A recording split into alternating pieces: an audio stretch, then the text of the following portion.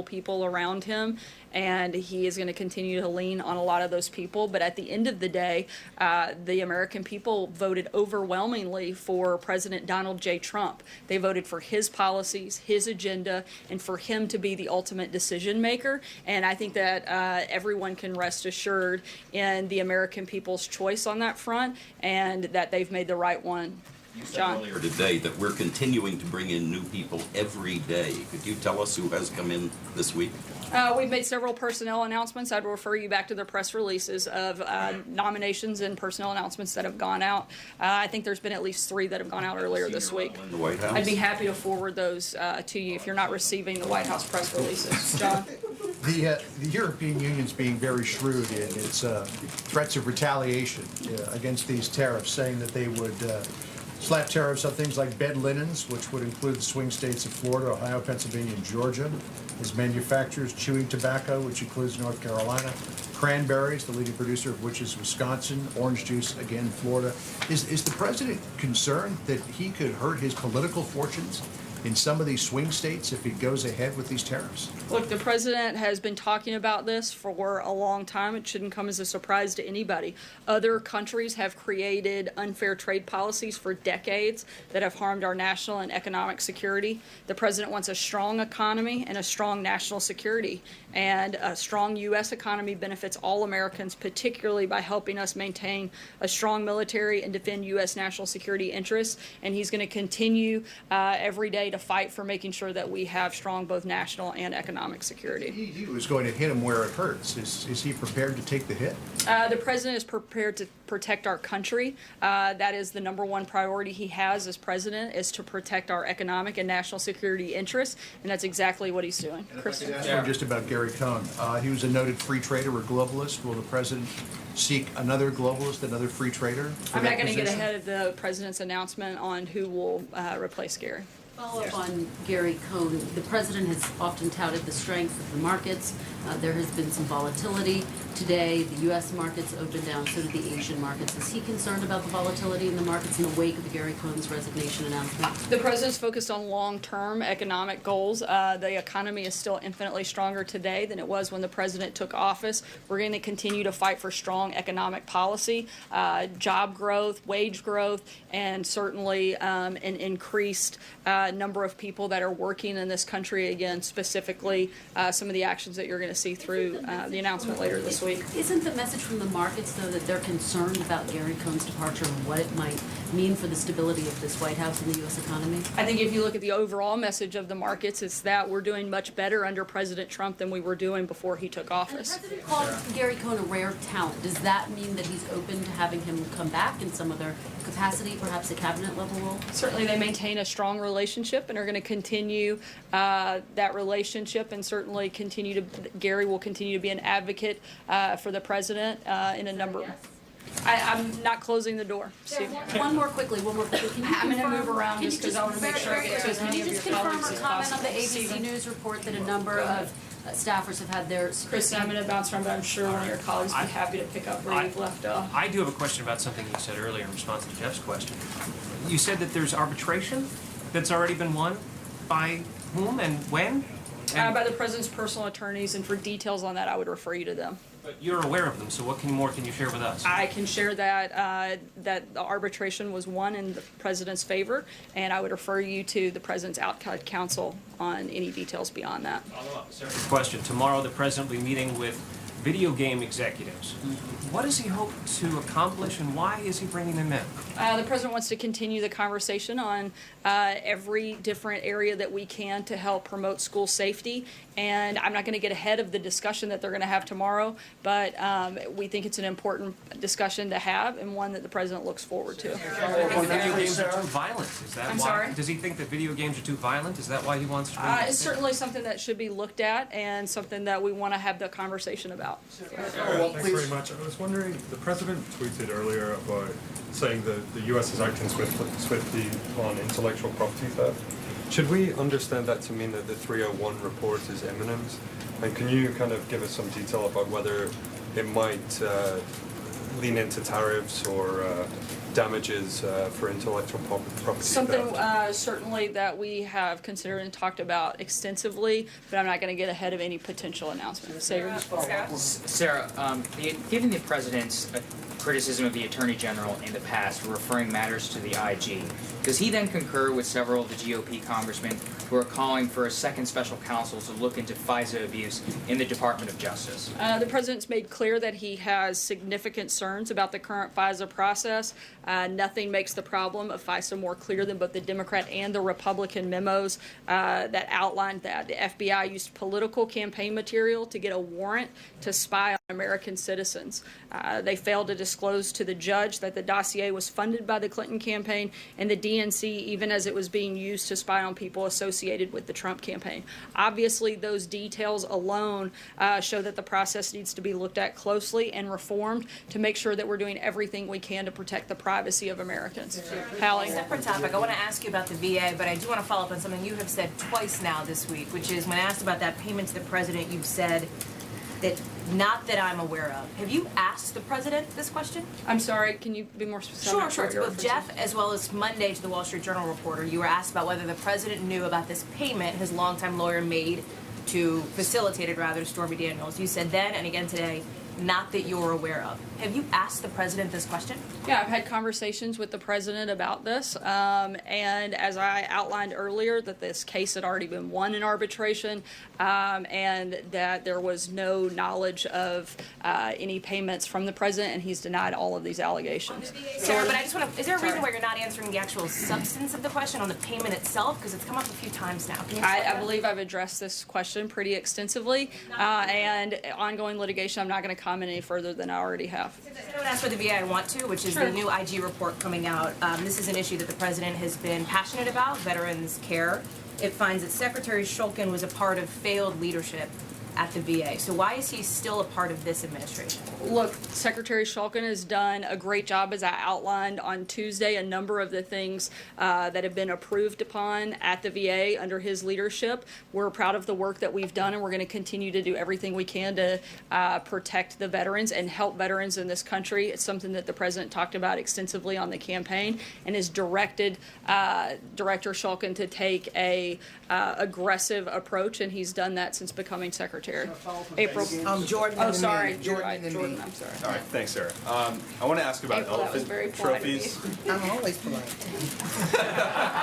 Just to be clear, I didn't suggest otherwise, because I'm sure there will be some sort of terrible comment about how I was abusive to the press otherwise. Go ahead, Jordan. Me in particular, but go ahead. All right, thanks, Sarah. I wanted to ask you about elephant trophies. The U.S. Fish and Wildlife Service put out new guidance saying it would evaluate all permit requests on a case-by-case basis. This comes after the president had suspended the previous guidance, lifting the trophy ban. The president called that practice of collecting trophies a horror show. So I'm wondering, what does the president think of this latest policy of relaxing the ban, and did he sign off on it? Look, the President Trump's position on trophy hunting remains the same. The Fish and Wildlife's announcement is a response to a court decision impacting how trophy import applications are reviewed. Anything further, I'd refer you to the Fish and Wildlife Service. Does the president want them to further curtail that, given his thoughts about... The president's been clear what his position is, and that has not changed. April, I'm sorry, I was a little scattered today on You're the all right. order. Go ahead. All right, two topics really fast. This president was a businessman before he became a politician. And understanding business, if there's high turnover in a business, it's considered a management issue at the top. What's the issue here? I don't believe there is one. I think that's why the first year of the administration has been so successful. As many people have outlined, we've actually accomplished a great deal of what the president campaigned on and set out to do, and we've only been here just over a year. So we certainly feel like there isn't an issue, but actually a great deal of success and a great story to tell about the president's first year. Confidence in this administration with top people. I mean, you've had a lot of people, about 10 to 13 people in top tier positions leave. I think the confidence should be in the president and the policies that he's outlined and the agenda that he's laid out. That's what the American people voted for, and that's certainly what we've seen enacted over the first year and a half, and I think that's been a tremendous success. Second issue, going back to Jeff. We heard a tape of the president with Billy Bush And now we hear about Stormy Daniels, and you're saying that it's not true. What should the American public believe, and what does the president want the American public to believe after hearing that before the election, and now this? Well, it's not to conflate two different things. The president's denied these allegations. We've addressed this. The American people were aware of this, voted for the president. I don't have anything more to add. John? Thank you, Sarah. Two quick questions on two separate topics. Have any countries notified the administration of their intent to file complaints with the WTO regarding the imposition of these steel and aluminum tariffs? I'm not aware of any specific complaints. On the other question I wanted to ask you, Michael Cohen has indicated that he was not reimbursed in any way by the Trump organization or the Trump campaign for the $130,000 that he paid to Stormy Daniels.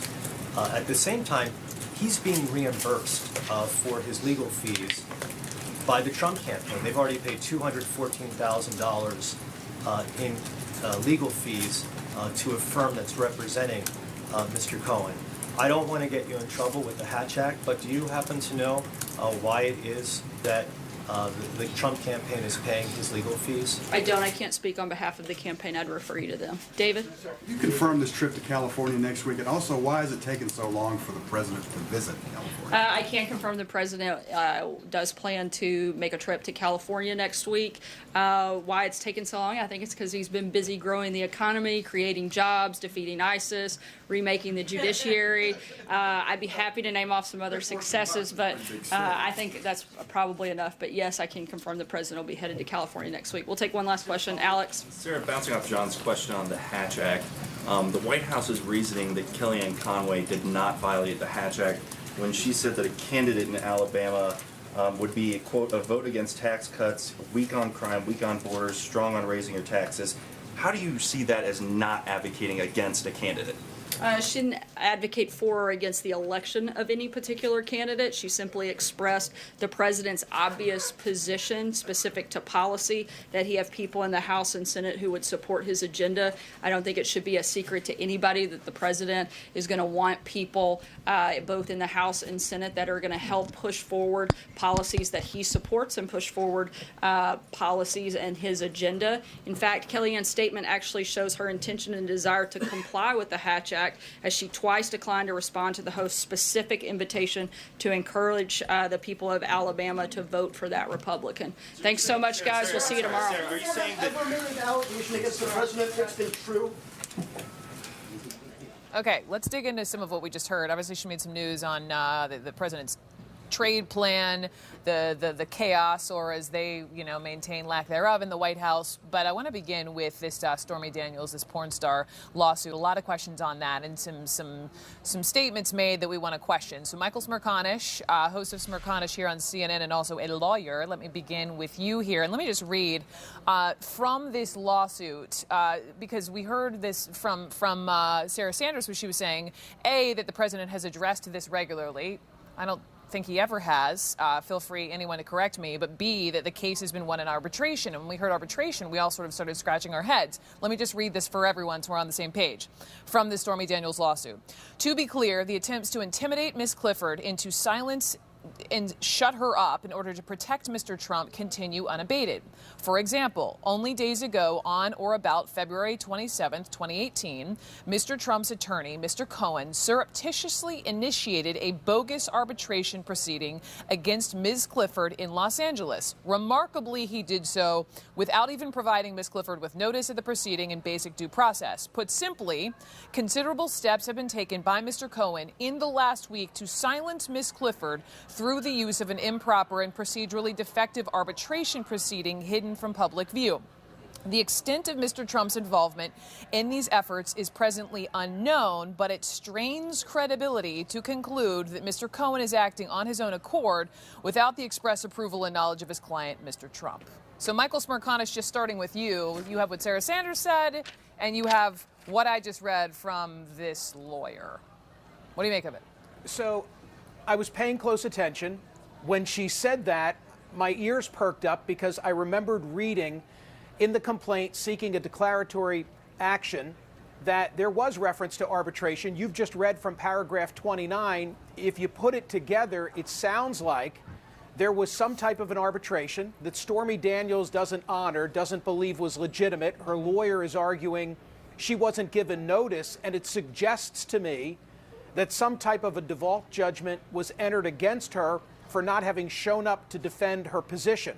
But we really don't know, and she wouldn't answer any follow-up questions about it, but it definitely was the most intriguing aspect of that presser. She said, just a couple of the questions were, did the president approve of the $130,000, which we know that Cohen apparently personally paid? The answer, not that I'm aware of, but it was clear that she had had conversations about that. And then this whole notion, Dana, just quickly over to you, the notion that the president has addressed this regularly. Has he ever addressed this? Not that I can recall. In fact, as they were talking, Brooke, you and I and others here at CNN were sort of emailing around to make sure that we're not missing anything. I think one of our colleagues said that the last time the White House has officially acknowledged this was a couple weeks ago when Raj Shah was briefing. When I say acknowledge, even sort of answered questions about it. So that's a long way of saying no. He is not, as far as we know. It sure would be nice to be able to ask that question. I mean, going back to what you were just referring to with Michael, there's so many unanswered questions, not the least of which is, what outside counsel is she referring to? Is Sarah Sanders talking about Michael Cohen, the person who was engaged in this deal? Is she talking about another lawyer who is now being brought in to deal with the fact that Michael Cohen is caught up in this? We don't even know the answer to that, Brooke. Okay, let's hit pause on this because we now have got a microphone on Jeff Zeleny, who was asking all these great questions about precisely what we're discussing. Jeff Zeleny, what did you make of Sarah's response? Well, Brooke, it's been clear this is something the White House has not wanted to talk about. Every time it has been asked, the White House says, we've made our feelings known about this. So I was asking Sarah Sanders specifically, beyond that, we know you've made your feelings known, did the president know specifically about that payment? And the White House has always maintained that this is an old story. There's nothing to see here. The voters have weighed in after all this happened. But the reality is we are learning more and more about this every day through our reporting, the reporting in the Wall Street Journal and elsewhere, specifically about the payment that was made, which was not known during the campaign. That was something that was not known at all. So Sarah Sanders said today the president has addressed this. Well, in fact, the president did not address Stormy Daniels specifically and certainly did not address the payment that was made here. So I do believe that Sarah Sanders was opening the door to more information, and we actually have to look into this more about the arbitration. She said the president has won it specifically. Well, that is not clear by any means. In fact, that is the heart of the allegation here. If the president's lawyers were essentially trying to look like they won this. So I do not believe that they have resolved all of this. And a colleague of mine here, Hallie Jackson of NBC News, asked if Sarah Sanders had asked the president directly about this, because it's easy for a press secretary to say, I'm not aware. She said that she had asked him directly about this, exactly. So now, of course, this is one of those things that the president ultimately will be asked himself at some point about this. Did he know about this? But before we get to that point, I do think, so many questions still need to be asked and answered about that payment specifically. Did the president authorize it? Michael Cohen is, we've been talking about, a longtime advisor. Hard to imagine that he did not ask his client about this at some point along the way.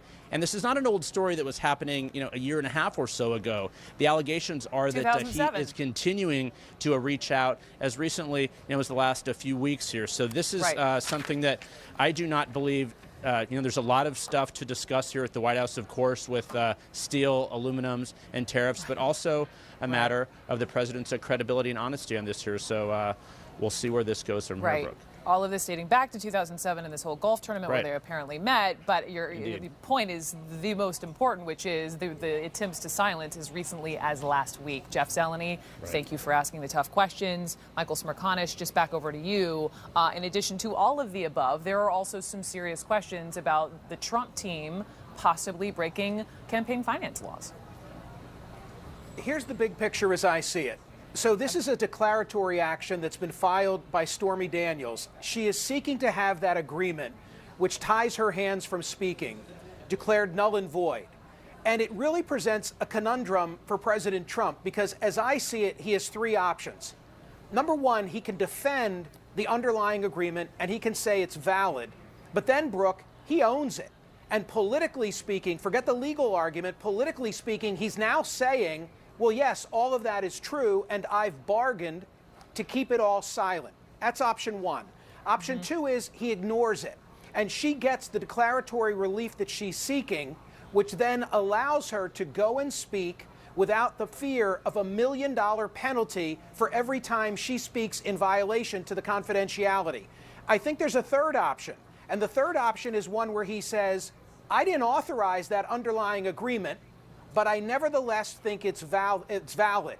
If he goes the third option route, he presents, I think, a problem for Michael Cohen, because then Michael Cohen will be said to have initiated a settlement on behalf of a client who wasn't in the loop and didn't have knowledge, and he would therefore potentially run afoul of the ethical guidelines in addition to the FEC requirement of having to disclose that $130,000 payment. I know it's all confusing, but it's really problematic and it's very difficult to navigate. And so he has a tough decision to make. What do you think, Dana? I mean, what of those three options, which would make all of this go away the quickest?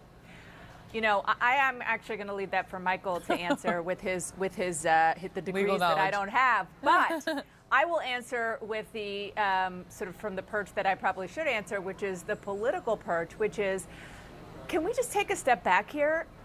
Forget about, just for 1 second, the very important questions that Michael was talking about how this could be problematic legally for the president. We're talking about the fact that his personal longtime fixer / lawyer paid over $100,000 to a porn star for some reason having to do with the now president of the United States. But this is totally consistent with everything else that we know about the president too. But the question, right? But the question is, why? And we still don't know the answer to that. Go ahead. Go ahead, Catherine. Well, look, this was a few days before the election. I think in that sense, this might have been more politically sensitive at the time, particularly since it was around the time that the Access Hollywood tape dropped as well. But the idea that suddenly Trump's legions of supporters are going to abandon him because he had an affair with a porn star after he admitted on tape that he's able to grab women by the genitals, you know, after he endorsed an accused child molester, after all of the other terrible things that Trump has publicly acknowledged doing, I just think that strains credibility as well. I think more than anything else, this is a legal problem for him and potentially a problem between him and his and other Republican elected officials. But the idea that hardcore Trump voters are going to abandon him over this, I mean, maybe they'll be happy for him for all we know that he had an affair with a porn star. I completely agree, and that's not the point I was trying to make. The point I was trying to make is that we still don't know exactly why this major financial transaction took place. Yes. But we do know that Michael Cohen, as recently as what the Wall Street Journal was reporting in the last week, was complaining because he hadn't been paid back the $130,000. We do know that, according to the paper. We're going to hit pause. There's so much more I want to ask of all of you. MJ is also sitting next to me as well. We'll bring her in the conversation. Quick break. Back in a moment. Explicit detail leaves no doubt Stormy Daniels, whose real name is Stephanie Clifford, says she had an affair with the president. Ms. Clifford began an intimate relationship with Mr. Trump in the summer of 2006 in Lake Tahoe, the lawsuit claims, and that in October 2016, Mr. Trump, with the assistance of his attorney, Mr. Cohen, aggressively sought to silence Ms. Clifford as part of an effort to avoid her telling the truth, thus helping to ensure he won the presidential election. In exchange, Trump's attorney, Michael Cohen, wired Daniels $130,000, and Clifford's new attorney, Michael Avenatti, told NBC's Today Show he has no doubt the president knew. There's no question the president knew about it at the time. The idea that an attorney would go off on his own without his client's knowledge and engage in this type of negotiation and enter into this type of agreement, quite honestly, I think is ludicrous. But the real damning information, if true, is what happened little more than a week ago. The president's attorney tried yet again to silence Clifford. On or about February 27, 2018, Mr. Trump's attorney, Mr. Cohen, surreptitiously initiated a bogus arbitration proceeding against Ms. Clifford in Los Angeles, the lawsuit says, in an attempt to intimidate Ms. Clifford into silence and shut her up. Clifford's lawyer included this so-called hush agreement in the lawsuit, saying it was written by Michael Cohen. It refers to Donald Trump under an alias, David Dennison, and Clifford under the name Peggy Peterson. According to the hush agreement, Stephanie Clifford came into possession of certain confidential information pertaining to DD, Trump's alias, which includes information, certain still images, and/or text messages. Michael Cohen goes on to write, included in those are images Donald Trump previously presented to his counsel to exist, i.e., text messages between PP and DD. In other words, Trump told his personal attorney about communications he was having with a porn actress. The pressure being applied to Clifford could explain her recent bizarre talk show appearances. Did you have a sexual relationship with Donald Trump? Clifford is now eager to talk and explain why she claims she was coerced into signing a false statement that the affair didn't happen. According to the lawsuit, any breach of the contract would mean Clifford would be obligated to pay the sum of $1 million.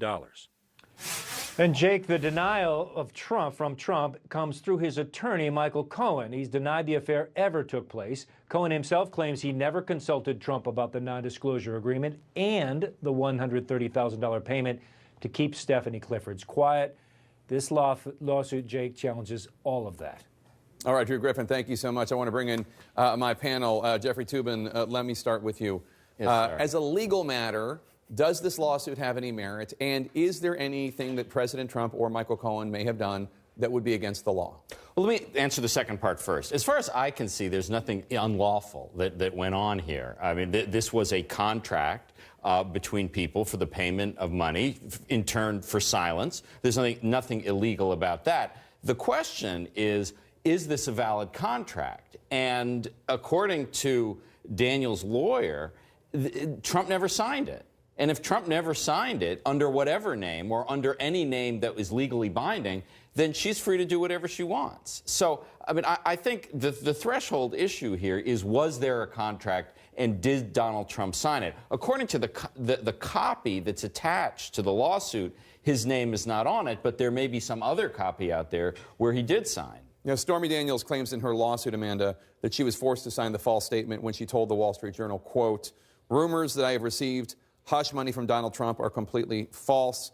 Then page 5 of the lawsuit details another act of intimidation, according to her, from just last Tuesday, February 27th. The fact that this may still be going on up until February of 2018 certainly seems to change this whole idea like this happened in the distant past. Yeah, if there's ongoing acts of intimidation, certainly that is worthy of an investigation. But the one thing that we do know that is not in question is that we have two firm instances of Trump's allies using the legal process to buy the silence of women in order to suppress information from voters before the election. And these are questions that get to the president's character and certainly were, big factors in this election given the Access Hollywood tapes. I mean, we're talking about Donald Trump covering up affairs he had, with an adult film actress, a former Playboy model.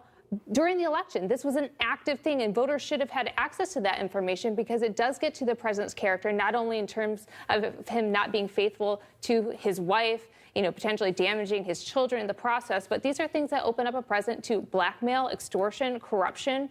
The fact that voters didn't have access to this information is very, very worrisome. Simone, the White House repeated today that since the case that the case has already been addressed, they didn't need to talk about it. The president's already talked about it. Since the Wall Street Journal dropped Wall Street Journal story breaking the story of Stormy Daniels dropped back in January of this year, we can only recall one other time that the White House talked about it at all. And take a listen.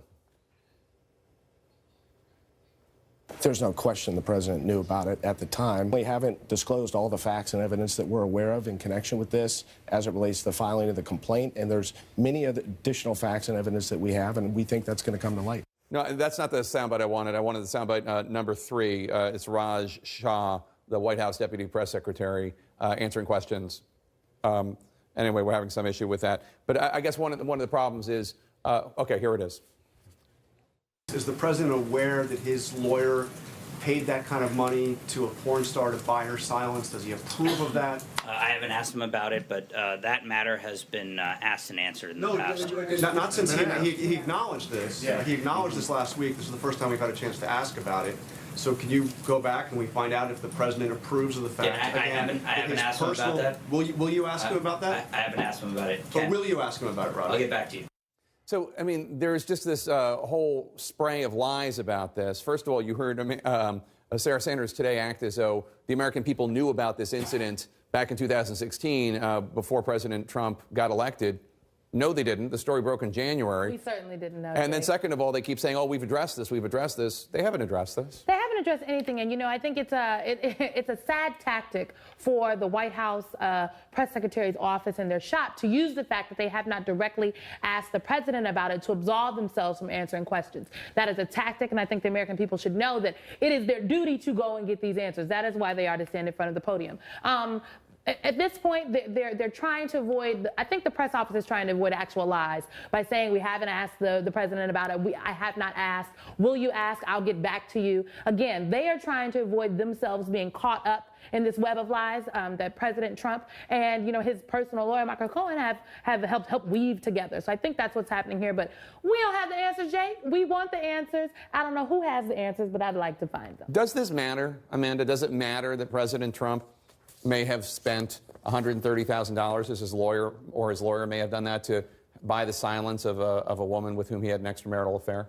It should matter. I've heard some Republicans and conservative talkers say this stuff happens. Bill Clinton did it. Voters don't care. I care. I'll be the fussy conservative that actually believes in family values still. You know, Donald Trump went through a very messy divorce with his first wife, Ivana. I can't imagine that didn't do some damage to his children. I mean, it was messy. It was out in the tabloids. Everybody can go look it up. And when I see this now, I think of Barron. He's old enough to read. And so, like, let's get out of the political world. Let's get out of the legal world. Does a man of character do something like this? And can you trust him with the power of the presidency, knowing that he would potentially wreck his family and hide it in court and pay off these women? No. Everyone stick around. We have a lot more to talk about. It's not just how many people are leaving the White House these days. It's also why they're leaving the White House. That's next. Stay with. Following some rather colorful commentary to The New Yorker. Scaramucci's departure was followed soon after by Steve Bannon, the nationalist id of the president's campaign. Shortly thereafter, Sebastian Gorka, also ignominiously fired, said in his resignation letter obtained by the Federalist that, quote, forces that do not support the MAGA promise are for now ascendant within the White House. Kelly also showed the door to Omarosa Manigault Newman, who soon showed up on Celebrity Big Brother. And don't forget those pesky ethics questions that have also dodged some members of the administration. Health and Human Services Secretary Tom Price resigning after his use of private jets for government travel emerged. CDC Director Brenda Fitzgerald quitting after it was revealed she bought tobacco stock. Then, of course, there are the numerous allegations of racist, homophobic, or otherwise inappropriate comments made by those nominated or serving in their Trump administration roles, many of which were brought to light by CNN's K-File team, also leading to a slew of departure. This list of departures, which, by the way, is not even close to comprehensive, we still don't know who might be next voted off the island. H.R. McMaster, perhaps, Secretary of State Rex Tillerson, who reportedly called the president a moron, Attorney General Jeff Sessions, who basically dared the president to fire him last week about the Russia probe, Deputy Attorney General Rod Rosenstein, also in hot water over the Russia probe, as is FBI Director Christopher Wray, presidential son-in-law Jared Kushner, who's been under scrutiny for security and ethical concerns, and, of course, the chief of staff, the one allegedly bringing order to the White House, John Kelly.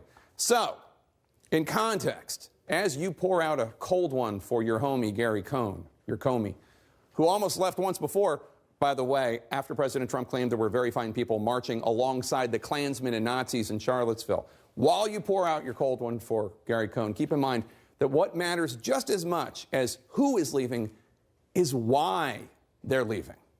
We'll be right back.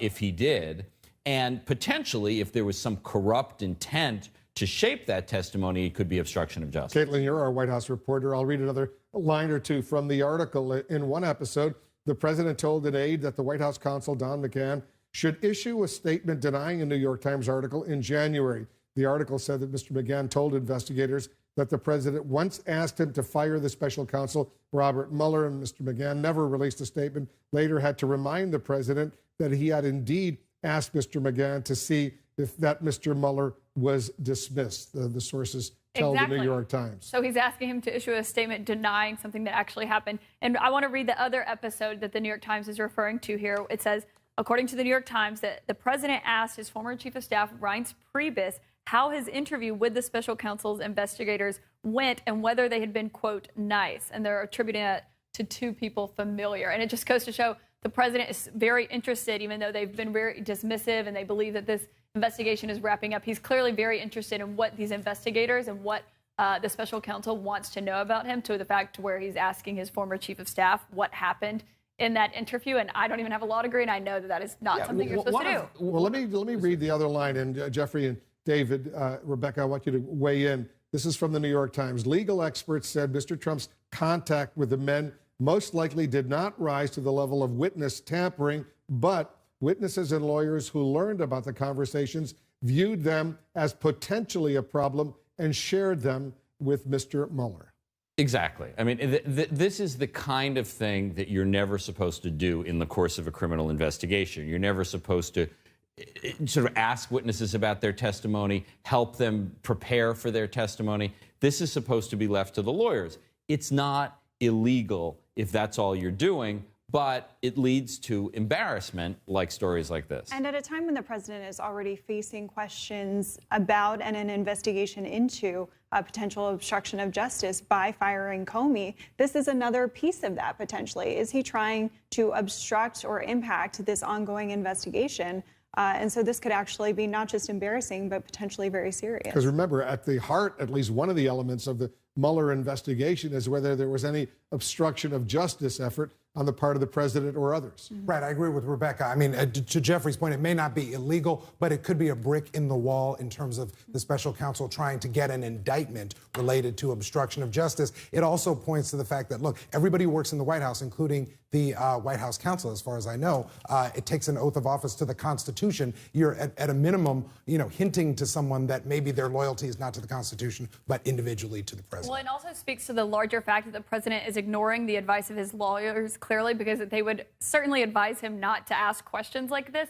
And it also goes to as far as to him sitting down with the special counsel's investigators himself. We know that they've expressed some interest in that. There's been conversations about that. And though the president initially said he would certainly look forward to sitting down with him, his lawyers later backtracked and said a decision had not been made on that. But it certainly shows how the president thinks that he's steering this ship himself and not his lawyers. You were going to say? Well, I just think, as a prosecutor, one of the things you always ask a witness is, did you discuss your testimony with anyone? And you ask because you want to learn precisely the kind of thing that's in this story, whether that anyone, particularly someone who's your superior, is trying to steer you in a particular direction. Maggie Haberman, who co-wrote this article in the New York Times, is joining us on the phone right now. So, Maggie, give us your sense. You've done a lot of reporting on this. What stands out as potentially inappropriate behavior by the president? Look, we spoke to legal experts who said they do not believe that this would likely rise to the level of witness tampering, but it certainly cuts against best practices that the president has been advised of by his lawyers, which is, you don't discuss this kind of thing. You don't discuss appearances by witnesses or, how things went with investigators when it is an investigation that relates to you or to which I know the president has insisted he is not under investigation, but we know he is, and we know that obstruction of justice has been one of the issues that Robert Mueller's team is looking at. One instance, which involved Reince Priebus, was fairly minor and fairly quick in the sense that the president... Go ahead. Sorry, the president raised the issue of the appearance that Priebus had made before Mueller's investigators and asked if they were nice. And Priebus, according to our sources, so they were nice and professional. The president tried to ask again about, did they talk about, what I'm seeing in the news or something to that effect. And Priebus sort of declined to get into it. Just said, it's something to the effect of it's what you'd expect and then directed the conversation elsewhere. John Kelly was present for that. It's not clear whether he tried to get the president to move off of it or not.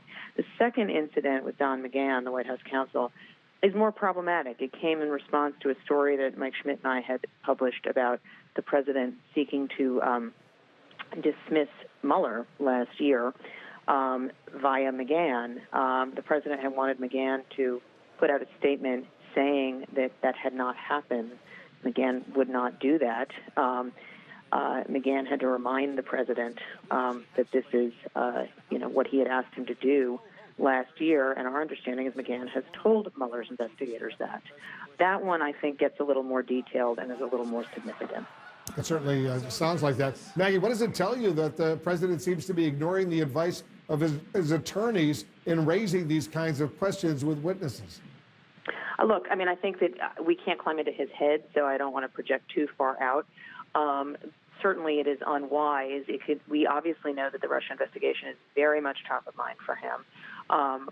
Whether he is actively trying to, sort of seek specific information or just get a sense, or if this is on his brain, at least in the previous incident, I think is one way to look at it. I think with McGahn, I think it gets into a different area, which is trying to get McGahn to deliver a statement that, according to what McGahn told Mueller's investigators, is contrary to the truth. And I think that's potentially much more problematic. But again, only the president knows what he knows. We don't know what he is aware of what may have taken place or what may not have taken place. So I don't want to speculate too much about what he is afraid of possibly taking place. Some of this is this is how he functions. This is how he operates. And when something is consuming him, he focuses on it extensively. How do you think, Maggie, the recent high-profile departures from the White House are affecting the president in this area? Look, I don't think that it relates to what he's asking people about Russia. I mean, I do think that certainly among the people who are leaving, there are people who probably have been asked by him about issues, or could have been, who could have heard him talk about Russia. And for those who are facing interviews with Robert Mueller's office or who have had them already, every day remaining there is more legal exposure potentially that you just don't want.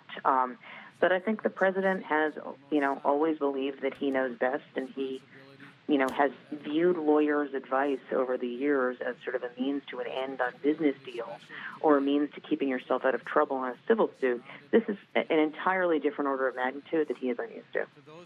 These two incidents you report in the New York Times, Maggie, happened months ago. Any indication things have changed since then?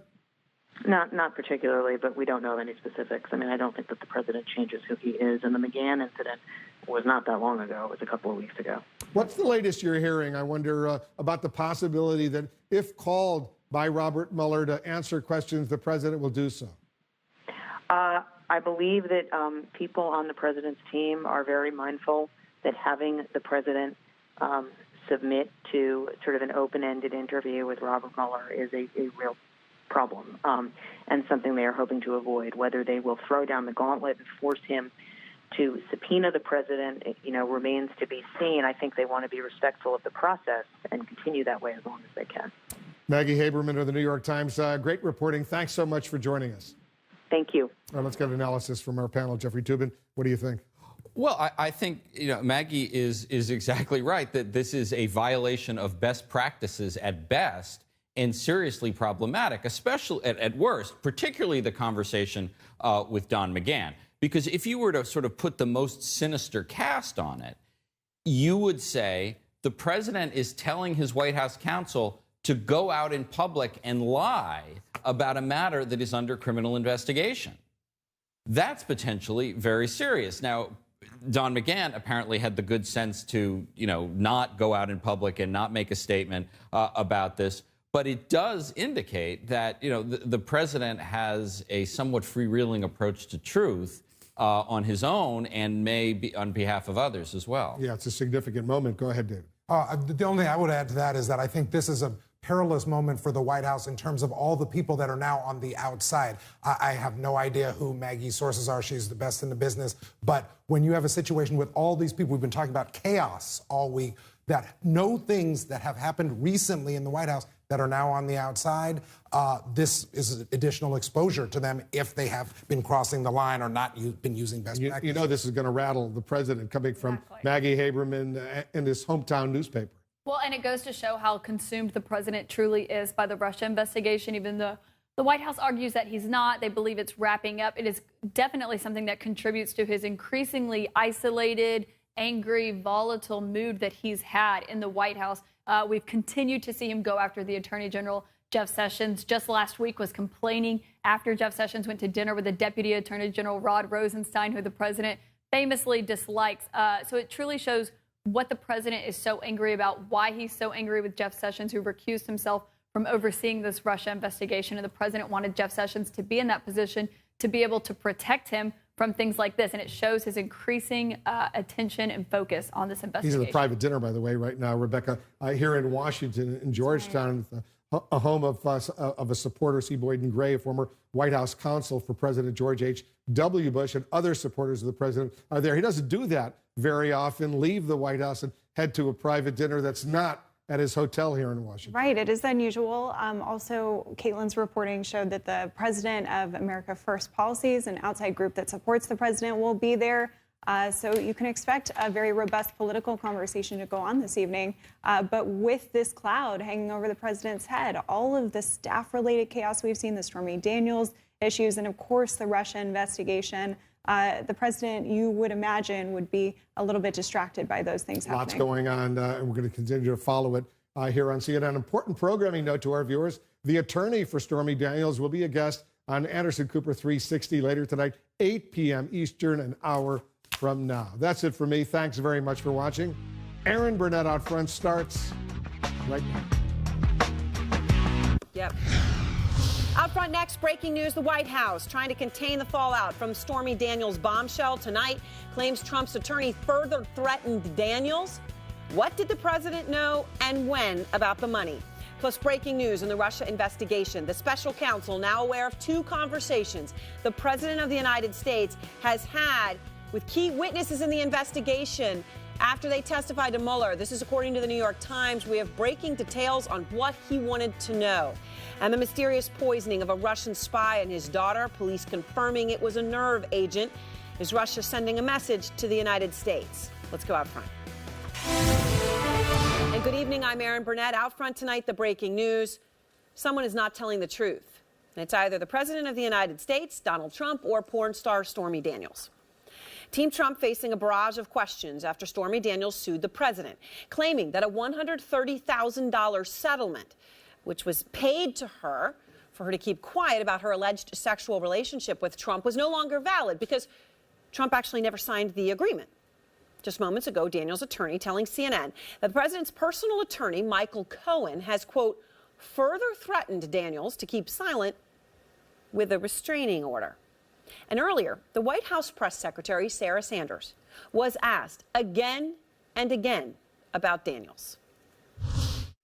Did the president approve of the payment that was made in October of 2016 by his longtime lawyer and advisor, Michael Cohen? Look, the president has addressed these directly and made very well clear that none of these allegations are true. This case has already been won in arbitration, and anything beyond that, I would refer you to the president's outside counsel. You said that there's arbitration that's already been won? By whom and when? By the president's personal attorneys, and for details on that, I would refer you to them. But you're aware of them, so what more can you share with us? I can share that that the arbitration was won in the president's favor, and I would refer you to the president's outside counsel on any details beyond that. Daniels' attorney mocking Sanders' claim that the president won the arbitration as a lie, telling a columnist for the New York Times, quote, yeah, and he also won the popular vote. So when Sarah Sanders said Trump won the arbitration, I guess this is the confusing thing. If you're admitting there was arbitration, then what else are you admitting? Are you also admitting that Donald Trump knew that the hush money paid to Daniels was paid to ensure her silence? When pressed further, Sanders stonewalled. Did he know about that payment Jeff. at the time, though? I've addressed this as far as I can go. But that payment, did he know about the payment at the time? Not that I'm aware of. There was no knowledge of any payments from the president, and he's denied all of these allegations. I believe I've addressed this question pretty extensively. First of all, she's saying not that I'm aware of. She's given herself some distance from it. And as for this point she made about this has all been answered in the past, here's the thing about this. If you want to find out what Team Trump has said about Daniels, you got to go way far back into ancient dinosaur history in this Trump administration. In fact, you have to go back to November 4th, 2016, 4 days before the election. At the time, Hope Hicks, then the campaign spokeswoman, denied a relationship between Daniels and Trump. But that's it.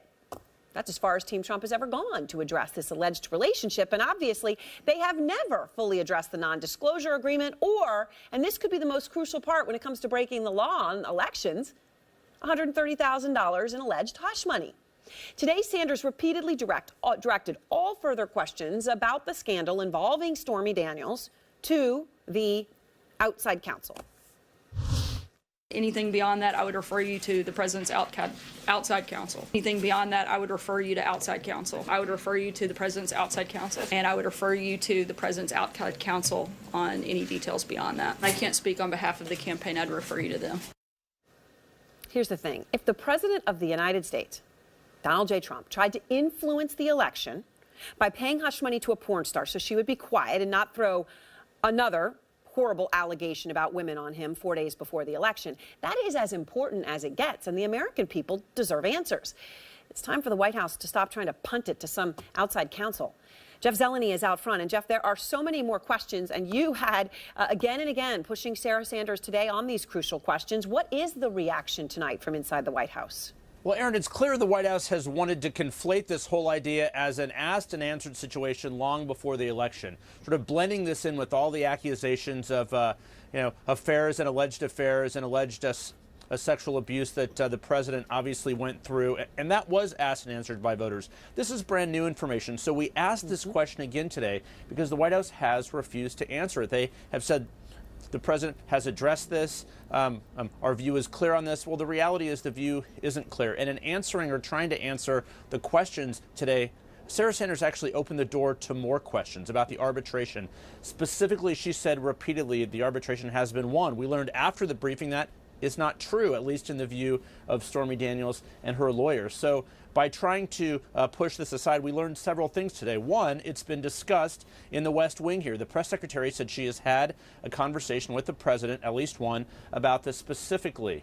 We also know that this is something that is worrisome enough to the president's political organization to have Michael Cohen still on the case on this here. So I think we end this day here, Aaron, with so many more questions about the Stormy Daniels situation. She's not backing down, and the White House still has more questions to answer. We'll see if they do tomorrow or in the coming days. But of course, the president at some point, Aaron, I would assume, will be asked this because he, of course, knows if he was involved or knew about this payment in October 2016 more than anyone else. Aaron? Right. And of course, there's been so much reporting done on that. It just does beg the obvious question for a regular person, which is why would you pay somebody off? And why would you sign a non-disclosure agreement if you didn't do anything and you had nothing that you didn't want disclosed? All right, let's take a closer look at what Stormy Daniels is claiming in her lawsuit. Sarah Seidner is out front. Did she have a sexual relationship with the president? Yes. Stormy Daniels' attorney says Donald Trump knew about the alleged hush agreement and the $130,000 in alleged hush money paid to shut her up. There's no question the president knew about it at the time. The idea that an attorney would go off on his own without his client's knowledge and engage in this type of negotiation and enter into this type of agreement, quite honestly, I think is ludicrous. The lawsuit filed against Donald Trump and a company linked to Trump's attorney Michael Cohen argues that the agreement is null and void because it was not signed by Donald Trump. Daniels' lawyer says Mr. Trump purposely did not sign the agreement so he could later, if need be, publicly disavow any knowledge of the contract and Daniels. She believes it's important that the public learn the truth about what happened. The non-disparagement agreement, which refers to Trump as David Dennison and Daniels as Peggy Peterson, was signed 11 days before the 2016 presidential election by Michael Cohen and Stephanie Clifford, Daniels' legal name. Just last month, Cohen admitted to paying Daniels $130,000 from his personal funds, but insisted that, quote, neither the Trump organization nor the Trump campaign was a party to the transaction with Ms. Clifford, and neither reimbursed me for the payment, either directly or indirectly. The adult film star wanted to share her story in 2016 after this Access Hollywood tape surfaced. You just start kissing them. It's like a magnet. You just kiss. I don't even wait. And when you're a star, they let you do it. You can do anything. But the lawsuit said Trump and the campaign got wind of Stormy's plan to reach out to the media and wanted to shut her up. The lawsuit says Cohen has continued to intimidate Ms. Clifford into silence and shut her up in order to protect Mr. Trump, even as recently as February 27th, when Cohen filed a bogus arbitration proceeding against Daniels. But Donald Trump's attorney, Cohen, said this about that arbitration.